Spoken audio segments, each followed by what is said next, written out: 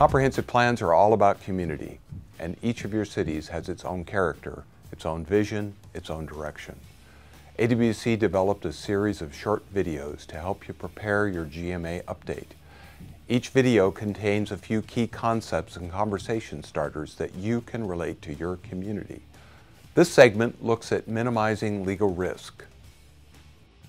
Be transparent, and this is just so important. What we're talking about here is the Open Public Meetings Act and Public Records Act. I mean, it's very easy to violate these statutes, even though you're the most ethical, above-board person in the world, simply because you didn't realize, you didn't know that the law operated the way that it did. And believe me, if you violate these things, it's both embarrassing because the newspapers jump all over it and write all sorts of embarrassing articles and make people out to be corrupt who aren't. And also, it can be a cause for recall. I mean, if you violate the Public Records Act, send out emails that you shouldn't have and then destroy them, that kind of thing, that's grounds for losing your position in office. Same for withholding illegal meetings.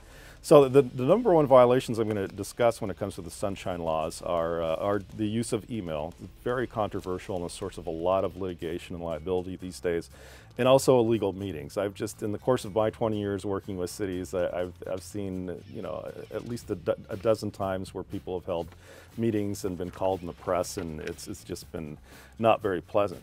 Now, I think that whenever you look at a case that deals with the Public Records Act or the Open Public Meetings Act, it seems like the court usually starts off saying we rule against the city. I mean, cities unfortunately don't always fare too well when it comes to these challenges.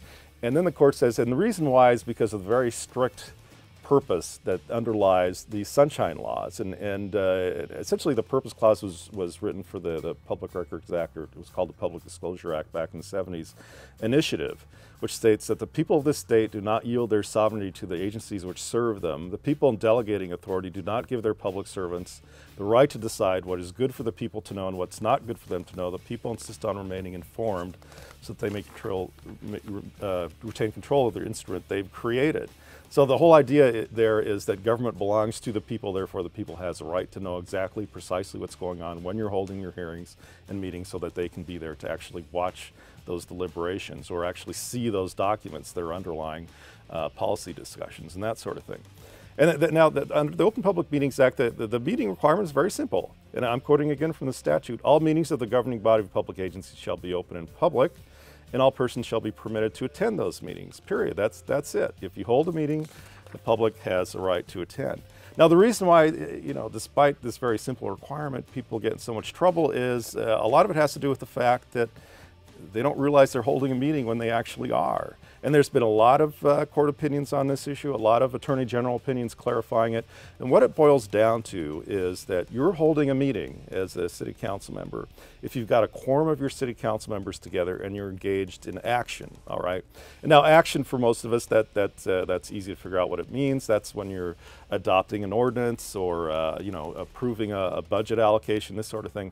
But under the Open Public Meetings Act, action means a whole lot more than that. It encompasses any deliberation or discussion of city business.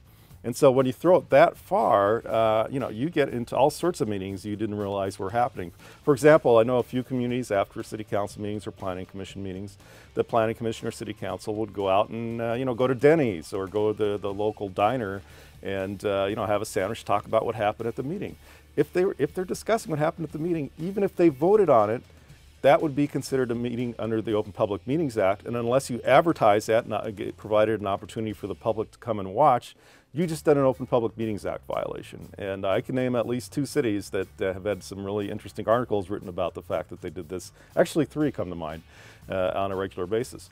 Now, you can also hold meetings without holding a quorum. That's if you've got less than a quorum holding hearings, you're taking public comment on behalf of the city council, or you're making decisions on behalf of the city council. So anytime you've got a quorum plus action, anytime you're holding hearings, taking public comment, or acting on behalf of the committee as a whole, you're holding a meeting subject to the Open Public Meetings Act. Okay, second topic under the Sunshine Laws are the emails, and boy, this is just, it's been a huge source of litigation the last few years, and I don't see an end to this thing. It's going to keep on going for a while. Emails get you in 3 different ways. First of all, email exchanges can actually constitute meetings. Now, if you're involved in an email discussion with a quorum of council members, it doesn't matter if it's happening in real time, it could happen over several weeks, but if and it doesn't matter that each person is saying something, if they're at least CC'd, if you've got that quorum involved one way or another, either writing emails or being CC'd, that's considered a meeting if you're discussing official city business. So watch out on that. As a city attorney, whenever I get an email asking for an opinion on something, and it's CC to the rest of the council, the first thing I do is I send out an email back to everybody saying, don't respond to this email, all right? As a staff person, as a city attorney, I'm allowed to engage in email discussions with everybody on the council, but not vice versa. Once the council members start exchanging ideas, that's when you have yourself a meeting. Now, emails also can be public records subject to public disclosure because, documents subject to the Public Records Act involve any documents that are owned, possessed, used by, a local government.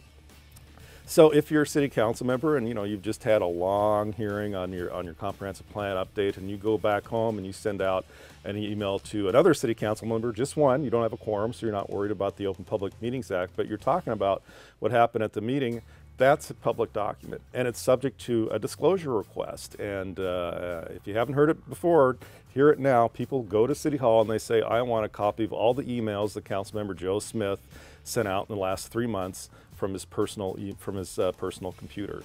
And that is a valid request, and the city will have to get that from you.